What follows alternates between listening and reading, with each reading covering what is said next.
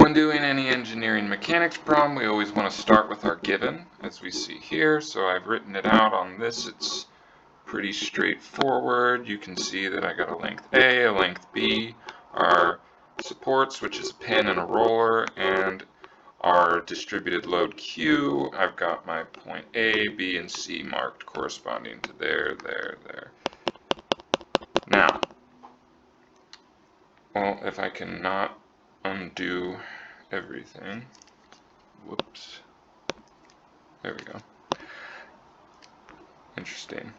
So we know that the first thing we want to do now is to draw a free body diagram without the supports. Typically just try to draw the actual board. And so I've done that here. You're probably wondering, well, why did I write FAY down? So it's totally fine to write in for the support reactions that you don't know what their sense is. You can just write them up. I believe that's how it was done in the solutions. I decided to write it down because you just, after doing a lot of these problems, what I do, you get kind of used to understanding the sense of the reactions. I'm not going to say that's a good idea for everyone, but I know that since our point load, our concentrated load, once we multiply Q by B for that length that we're acting on, that this distributed load is acting on here to get our resultant load, we know that's going to point down. The other reaction's got to cancel it out there.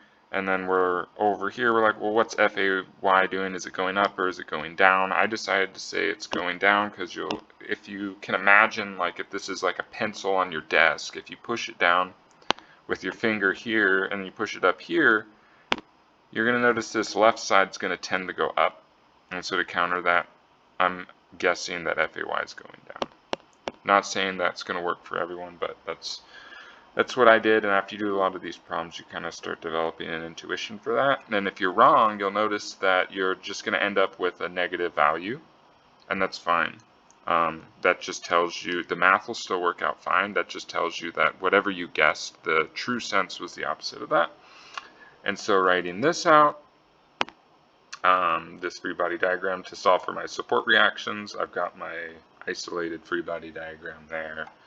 And I'm going to write these out, starting with some of the forces in the y. I'm going to write my sense here. Okay.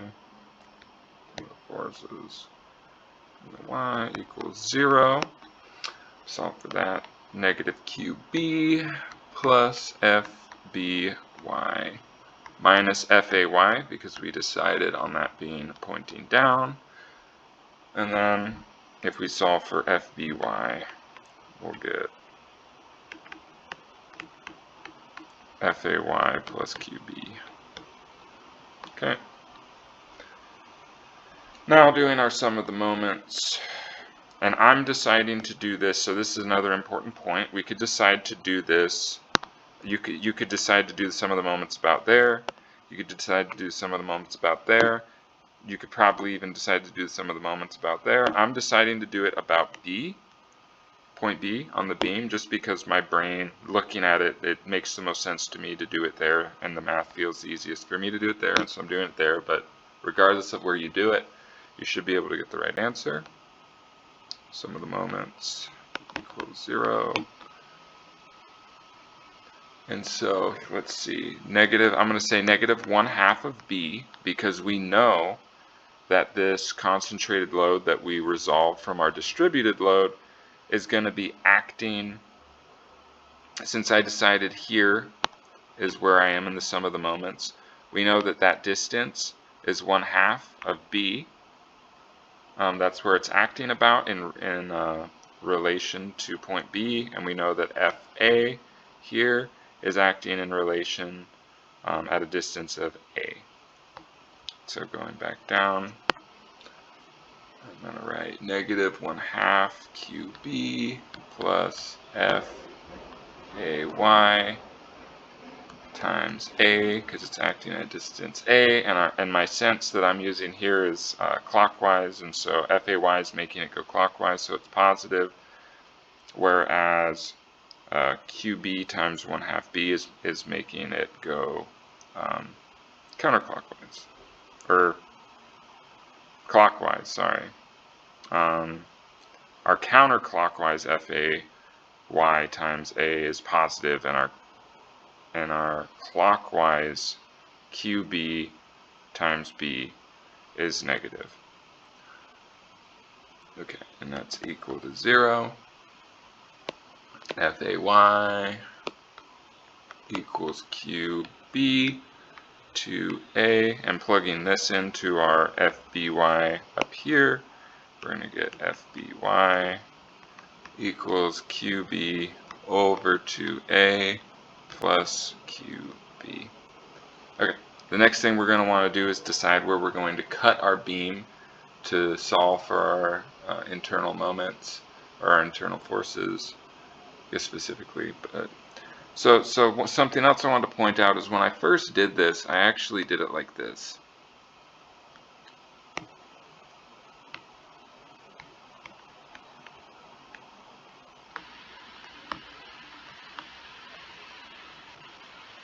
And this was like a pretty big mistake, because it's not as easy to figure this out. And we always do our internal moments so that it's smiling, so do that. And then we always want to rotate clockwise for our internal moments, V.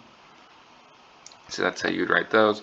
But when you look at this, you can tell that there's a lot more work to do here. There's a lot more forces going on than if I were, because since all we're concerned about is that point between A and B, the deflection there, since that's what we're looking for, is the deflection at AB, this point right here, we can actually do an even simpler cut, which looks something like this. So B would be over here somewhere, C would be over here somewhere. A is here, FAY, do our internal sign convention so that the beam is smiling and the shear internal is making the thing turn, our cut turn clockwise. And so this is the easiest one because you're only dealing with the moment and FAY. And so this is the easiest way to cut it. Either one will work, but this one will be much easier. And you can believe me when I say that because I did it the other way and it took forever. Sum of the moments, write my sign convention. About M equals 0. Okay, negative M plus FAY. Don't forget X, because FAY is operating in the positive sense because it's making it spin counterclockwise according to our external sign convention, and it's operating with a lever arm of X. M is negative, and I decided that because when we look at what FAY is doing to this, it's making it spin that way, right? And then M must be resisting that, and so M must be acting in the opposite sense, like that. And since we have to keep our internal sign convention consistent, since what we're intuitively recognizing as our internal moment being of the opposite sense, we're writing negative M. Okay, so M equals negative FAY X. Okay? And then if I want to plug in my values for FAY, then I can do this. Negative QB over 2AX. And so we know, now that we have our internal moment equation, we know, going back to our drawing at the top maybe, this would be easiest to show it here. We know, since we're looking for something either going like that or going like that, the deflections, we know our deflection equation is dv squared x equals m of x over EI. We know that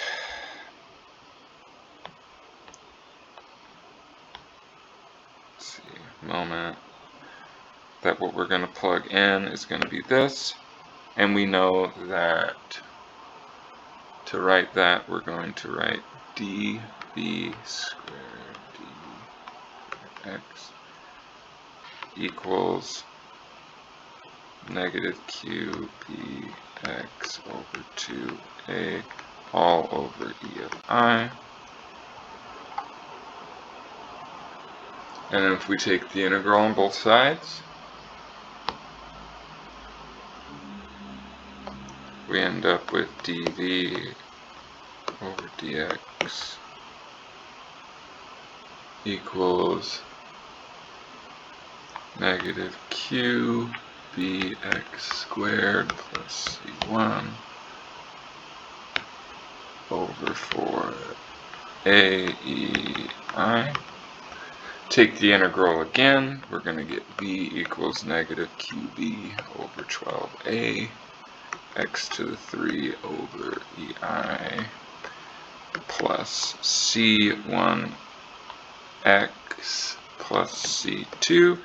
And now another important thing we have to consider here are our boundary conditions to solve for those constants of integration that we ended up with. So our boundary conditions, going back to the drawing, we can see that all we really know is that our deflection at our supports are going to be 0. So v here, v of 0 is going to be 0 here because it can't move because it's pinned. V of a here can't go anywhere, so v of a equals 0 here because it's on a roller. But we don't know anything about dv dx in terms of values, because we know that it could be tilting, and so we know that that's not necessarily going to be 0 there. So going back, I'm just going to write in v of 0 equals 0 and v of a equals 0. So plugging those in, I gotta speedily try to do this. So plugging that in for v, so 0 equals this equation. Plugging those in for x's, everything's going to go to 0, right? So we're going to end up with 0 equals c2, so that's going to equal 0. Great, easy. Now for c1, it's a little more complicated. Since we're plugging in a, we're going to end up with 0 equals negative qba cubed over 12aei plus c1a, and then when we solve for c1 in this case, we're going to end up with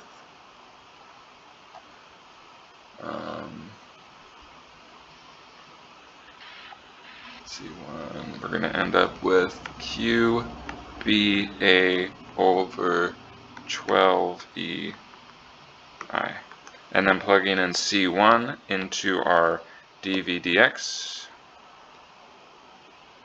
because we want to find the biggest point of deflection, and we know that that's going to occur when dv dx is 0. So we're going to plug in c1 to that dv dx, set it to 0, and we're going to end up with 0 equals, how much time do I have? I have only about a minute. qb over 4ax squared over ei. These ei's are going to go away because we're going to move this over. But plus qba over 12ei. And then we're going to solve. We're going to scoot this term over to the left side of the equation. We're going to end up with qbx squared over 4a equals qba over 12. We're rushing, we're running to the finish line. We're solving for x, and we're going to get x equals the square root of a squared over the square root of 3 equals a over square root of 3. Awesome.